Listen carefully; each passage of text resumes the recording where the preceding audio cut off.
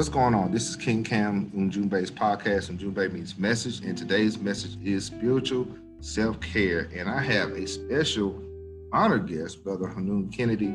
He's going to talk about just that. Brother Kennedy, where are you from?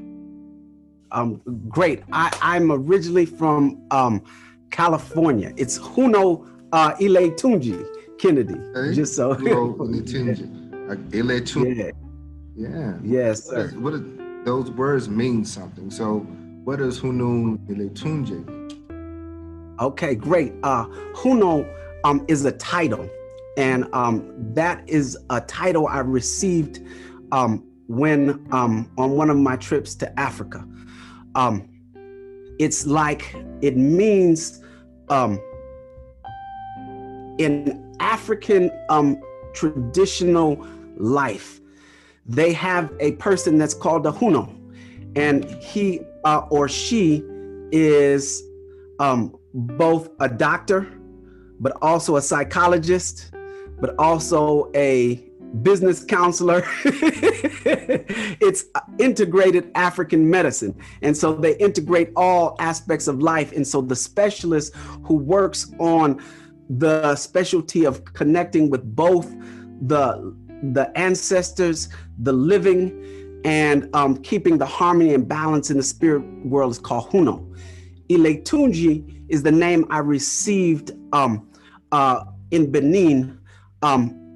When I returned home, they had prophesied that someone would return from my family, and the elder, that name means the village has returned, or the earth has been reincarnated, or the village. And so the area where my ancestors came from, much of the village was decimated during the wars between Oyo and Dahomey, which led to a lot of us over here being enslaved. Okay, so we have your title, Huno and Iletuje, Tuje. Tunji, yes. Okay, Tunji, very good. And so you're based in Dallas now? Are you in Dallas? Yes. My wife and I moved here to Dallas about 5 years ago, almost 6 years ago. My wife's a dentist, and she was accepted to the Baylor College of Dentistry downtown in Dallas, and that's what brought us here.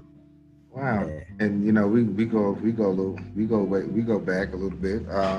I was teaching at South Oak Cliff High School, and we were doing some community work at Pan-African Connection, and that's where I met Brother Iletuje, and he was doing some spiritual work there. And so, what is self-care to you? What is that to you? What is that to you? You know, in the world we live in, life has become very complex. Not that it was even simpler 200 years ago, because you had to deal with certain things in the environment, and life has always been complex. But today, because there's so many new things, if a person, I was listening to a guy the other day, and he said he graduated in 2002, and he's one of the largest YouTube influencers.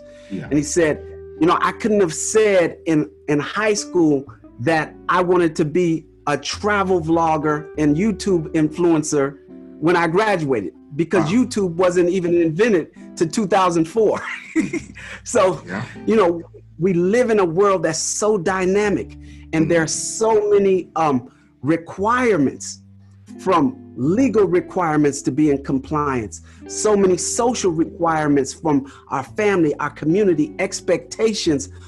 Oftentimes, when we become stressed out and full of anxiety, and say, hey, I need my room, my space, it's really a cry for self-care, and people become greedy rather than, integrated, saying, let me, look at, how am I caring for myself? I care for others. If you're a parent, you're caring for your children, you're juggling finances, work, but,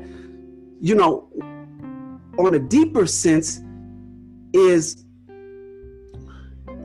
so to me, self-care is really about beyond self-preservation, but looking at the things and making sure your priorities are supporting the things that actually support your life, whether it be your organism through exercise and nutrition, or whether it be your community or the things that truly matter and make you happy, supporting those things so that they will support you.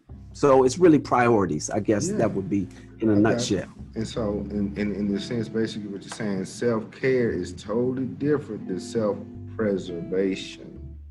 Yes. Preservation is food, clothing, and shelter. The self-care deals with the soul.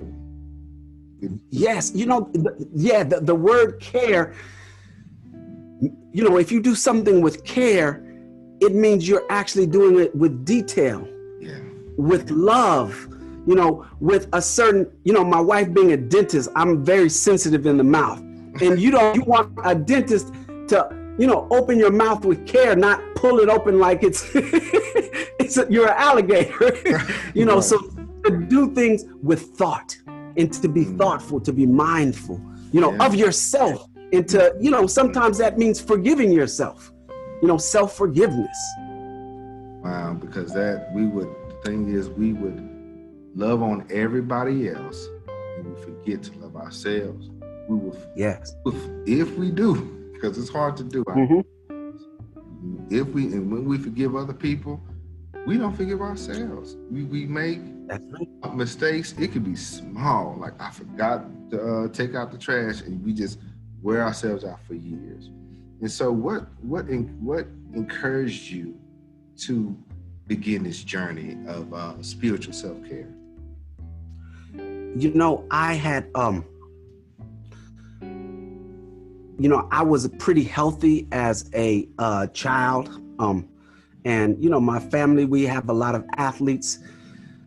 You know, that wasn't really my thing, but I was athletic. I was into dance. Long story short, I woke up one day when I was 16 years old and my lungs collapsed.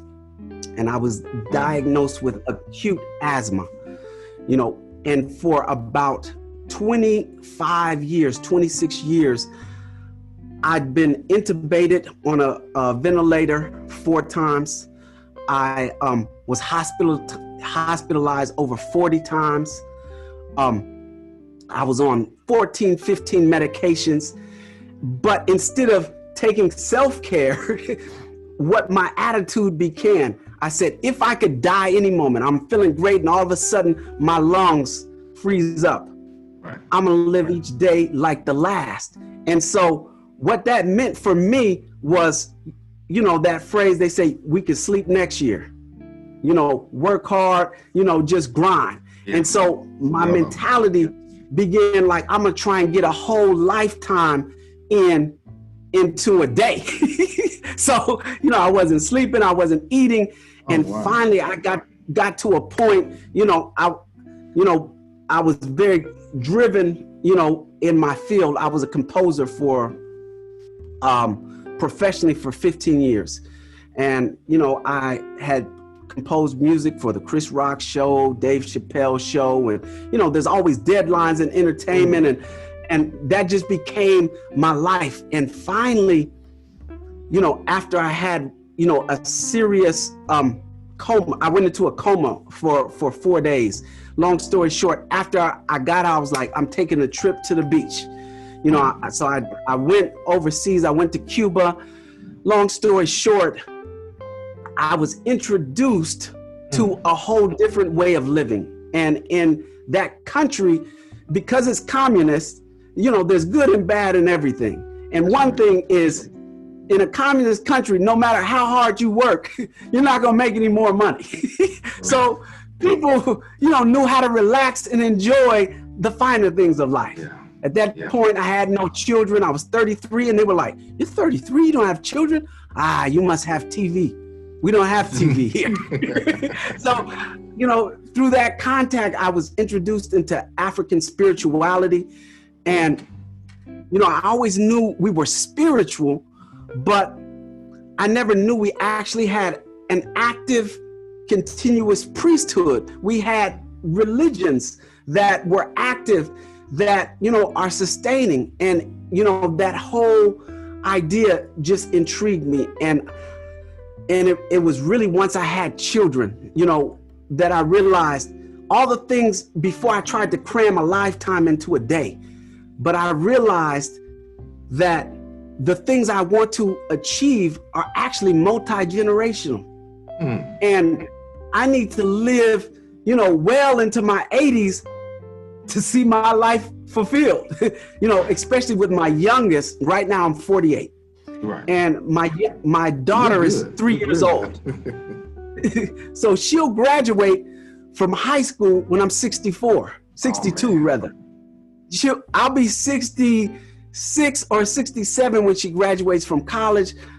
You know, if she follows in the footsteps of her mom, I'll be 71 before she will actually get her own job. So I was like, my whole mentality needs to totally shift into longevity.